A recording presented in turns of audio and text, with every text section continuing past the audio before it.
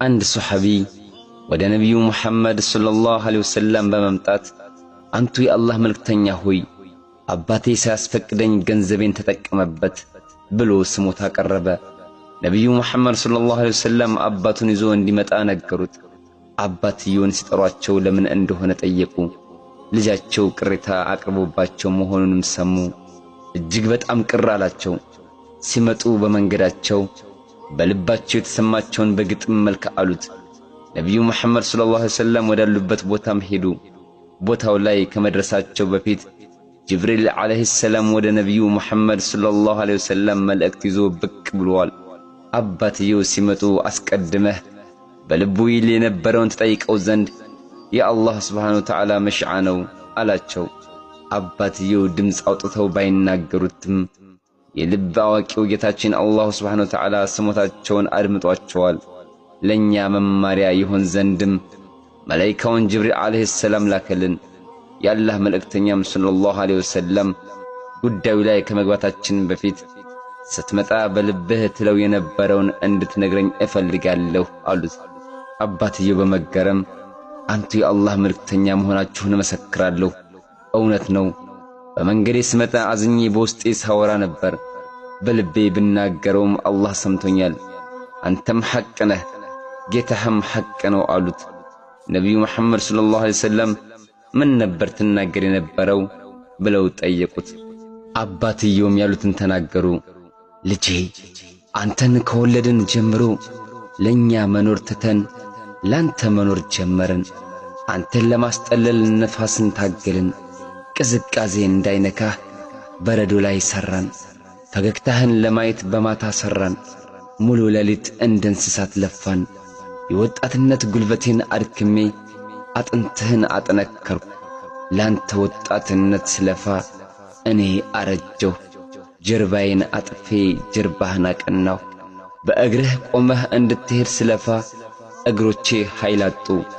እጆችህ ሲጠነክሩ የኔው ይንቀጠቀጥ ጀመር። ላንተ ስል ደከምኩ፣ አንተ ግን አመጽክብኝ። ላንተ ስል መድከሜ፣ ዱዓ ማድረጌ፣ እረፍት ማጣቴ እያደር እገዛ ይሆነኛል ብዬ አስቤ ነበር። ነገር ግን ወጣትነት አንተ ላይ ሲነግስ እኔን እርጅና ጨረሰኝ። ወጣትነት ላንተ ውበት ሲለግስህ እርጅና እኔን አረገፈኝ። እርጅና ቢጠናብኝ ፊትህን አዞርክብኝ፣ ባሪያህ አደረከኝ። እኔ ታዛዥ አንተ አዛዥ ሆንክ። የ30 ዓመት ልፋቴን አስዋሸሁ። አባትነቴን ረሳሁ፣ ባሪያ ሆንኩኝ። ልጄ ቢሆን ኖሮ ይሄን አያደርግም ብዬ አሰብኩ። በብርድና በሞቃት ቀን ከሌሊት መልፋቴን ረሳሁ። ስሜቴንና ደስታዬን ቀበርኩ። ዛሬ ላይ አንተ አለቃዬ፣ እኔ ደግሞ ባሪያ ሆንኩኝ። እሺ ባሪያህ መሆኔን ልቀበል፣ ግን ጎረቤትህም ጭምር ነኝ። ሰው ጎረቤቱን ይጠይቃል። ተመልከተኝ ዛሬ እያለቀስኩ ነው ብለው በሲቃ ድምፅ ተናገሩ። የአባትየውን ቃላቶች አማርኛ ችሎ አይገልጸውም። ነቢዩ ሙሐመድ ሰለላሁ ዐለይሂ ወሰለም ይህንን ሲሰሙ አለቀሱ። የልጁን ኳሊታ አጥብቀው ያዙትና ከዚህ ጥፋ፣ አንተም ሆነ ያንተ ንብረት ያባትህ ነው፣ የኔ ነው የምትለው ሁሉ ያባትህ ነው አሉት። ሙስሊም ወንድሞችና እህቶቼ የአባቶቻችን ሐቅን ጠብቅ። ለኛ ብለው የደከሙትን አላህ ብቻ ነው የሚያውቀው። አባት ቀልብ ያደረገበት ልጅ አያልፍለትም፣ ዱንያም አኼራውም አያምርም። የአባቶችን ሐቅ ከሚጠብቁት ሙእሚኖች አላህ ያድርገን። ወሰላሙ ዐለይኩም ወረሕመቱላሂ ወበረካቱ። በጣም አስገራሚና አስተማሪ ታሪክ ልንገራችሁ። በድሮ የዛሬ 70 ዓመት የተከሰተ ታሪክ ነው። እውነተኛ ታሪክ ነው እና ሩቅ ቦታ እየሄዱ ነበረ። ገበያ ሄደው ከዛ በጉን ሽጠው በበጉ ፈንታ ብር ተቀብለው ከዛ ነበረ ገበያቸውን የሚገበዩት ማለት ነው። ከዛ አንድ ያኔ ያክል ብዙ ገንዘብ የሌለው ሰው የተወሰኑ በጎች ያሉት ሰዎች ነበረና ያ ሰው ሄዶ ሲያያቸው በጎቹ ያኔ ያክል የሚሸጥ የለውም። አንድ በግ ሲቀር አንዱን በግ ይዞ ወደ ገበያ ወጣ። ከዛ መንገዱን እየተራመደ እያለ 10 በጎችን የያዘ አንድ ሰው ያገኛል። ከዛ መንገድ ላይ አብረው እየሄዱ አንተ በግ ልሸጥ ነው፣ አሁን እኔም በግ ልሸጥ ነው ምናምን ተባብለው በጉን ለመሸጥ ወደ ገበያ ማቅናት ጀመሩ። ከዛ ረጅም ስለሆነ መንገዱን እየሄዱ ያሉ የሆነች ትንሽዬ ድንኳን ያሉ። ከሩቅ ቦታ ማለት ነው። ከዛ እስኪ ትንሽ ረፍ ብለን ከዛ መሐጠት እንሄዳለን ብለው ወደዛ ኬማ ወይም ደግሞ ወደዛ ድንኳን ወደ መሰለች ቤት አቀኑ ማለት ነው። ከዛ ሲያዩቸው ከዛ ከድንኳኑ ውስጥ ሰው እንትን የሆኑ ህፃናቶችና አንድ ሴት ብቻ ነው ያሉት። አባት የላቸውም። አባታቸው የለም እንዴ ሲሏቸው አይ አባታችን ጥሎን ሄዷን የለም ብለው ይመልሱላታል ማለት ነው ህፃናቶቹ። ከዛ በኋላ በራብ ላይ ናቸው፣ ውሃ ጥም ላይ ናቸው። በጣም ያሳዘናሉ ሲያዩት ማለት ነው። ከዛ አንድ በግ ያለው ሰውዬ ምን ይለዋል? አንድ በግ እንራድና በቃ እናብላቸው፣ ገበያ ስንሄድ እኔ ከፍዬ እሰጥሃለሁኝ፣ ግማሹ በእኔ ግማሹ በአንተ እና እባክህን አርደን እናብላቸው ይለዋል ይሄ 10 በግ ያለውን ሰውዬ። ከዛ ኧረ እኔ አልሰጥም እንዴ እኔ ሄጄ ሽጬ የተለየ ነገር ነው ይዤ ማምጣት የምፈልገው፣ ስለዚህ እኔ አልሰጥም ብሎ እምቢ ይላል።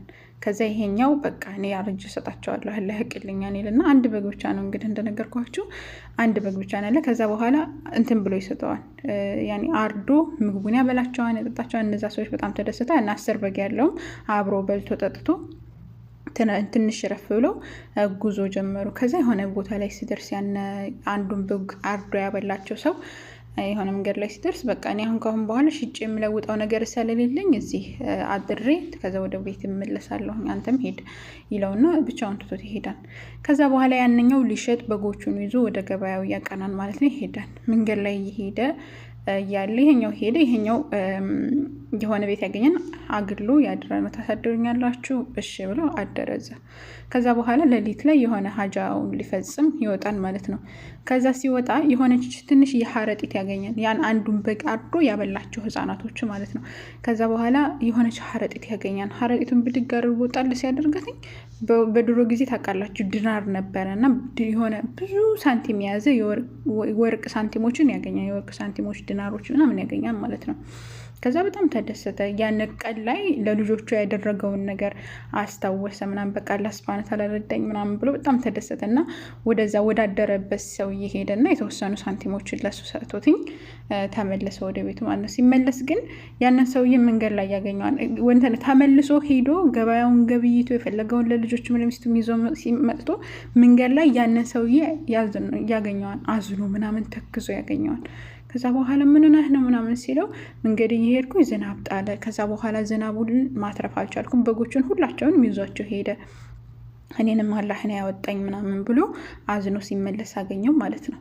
እና ምን ተማራችሁ ከዚህ? አሁን የሰጠ ሰው ምን ያክል አላህ ሱብሃነሁ ወተዓላ እኛ ትንሽ አንዲት ነገር ኑሮን ካለን ስናካፍል ምን ያክል ለነዚህ ሰዎች ያኔ አላህ ሱብሃነሁ ወተዓላ እንደሚረዳ ነው ማየት የቻል ነው። የአላህ መልእክተኛ አለይሂ ሰላቱ ወሰላም በሐዲሳቸው ቃል አላሁ ተባረከ ወተዓላ ያ ኢብነ አደም አንተ የአደም ልጅ ሆይ አንፊቅ እንፊቅ አለይክ፣ አንተ ስጥ እኔ እሰጥሃለሁ። አንድ ሰው ከተሰጠ ይሰጠዋል፣ አምላካችን አላህ ሱብሃነሁ ወተዓላ ይመልስለታል። ሙተፈቁን ያለ ሐዲስ ነው ወይም ቡኻሪና ሙስሊም ያለ ሐዲስ ነው። የአላህ መልእክተኛ አለይሂ ሰላቱ ወሰላም አቡ ሁረይራ በዘገቡት ሐዲስ ላይ ማነቀሰት ሰደቀቱን ሰደቀ አትቀንስም፣ ሚማሊን ከገንዘብ አትቀንስም እያሉ የአላህ መልእክተኛ አለይሂ ሰላቱ ወሰላም ይናገራሉ።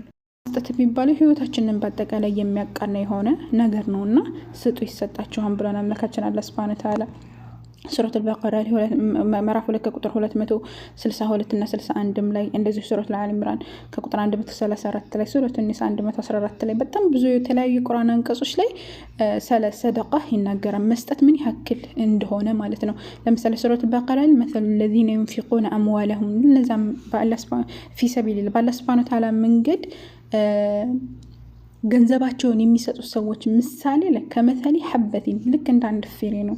አንበተት 7 ሰናቢል ይቺ ደግሞ አንድ ፍሬ 7 ፍሬ የምታበቅል ሆነች ማለት ነው። ፊ ኩሉ ስንቡላቲን በሁሉም ስንቡላ ወይም ደግሞ በሁሉም ፍሬ ላይ ደግሞ 100 ሐባ 100 ሐባ እንዳወጣ ነው። ለምሳሌ እጥፍ ተደርጎ ነው የሚሰጣቸው። ወላሁ ይضاعف لمن يشاء አላህ ሱብሃነሁ ወተዓላ ደግሞ ለፈለገው ሰው እጥፍ አድርጎ ይሰጣል። ወላሁ ዋሲዑን ዓሊም አላህ ሱብሃነሁ ወተዓላ ያኒ እንትኑ ትሩፋቱ የበዛ የሆነ ዓሊም የሆነ አዋቂ የሆነ ጌታ ነው እያለ አምላካችን አላህ ሱብሃነሁ ወተዓላ ይናገራል። الذين ينفقون اموالهم في سبيل الله ያላሁንም ይናገራል አምላካችን አላህ ሱብሃነሁ ወተዓላ። በአላህ ሱብሃነሁ ወተዓላ መንገድ መስጠት ትልቅ ኒዕማ ነውና እንስጥ ይሰጠናል። አላህ ሱብሃነሁ ወተዓላ ቸር ያድርገን፣ የምንሰጥ ያድርገን፣ መልካም ያድርገን። እንደተማራችሁበት ተስፋ አደርጋለሁ። አመሰግናለሁ።